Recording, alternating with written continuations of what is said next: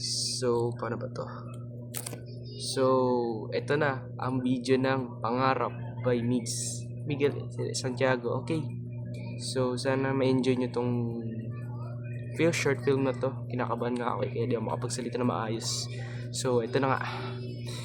Sana mag-subscribe kasi sa channel ko and sana hindi nakalimutan ko basta ma-enjoy nyo na lang yung show.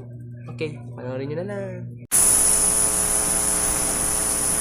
Minsan iniisip ko paano kaya yung pakiramdam kapag natupad mo na lahat ng pangarap mo. Basta alam ko lang maging successful. At minsan kailangan mo pang masaktan. Paano talaga pag hindi sa akin to? Pero hindi mo alam kung may patutunguhan ba lahat. Lalaban pa din ako.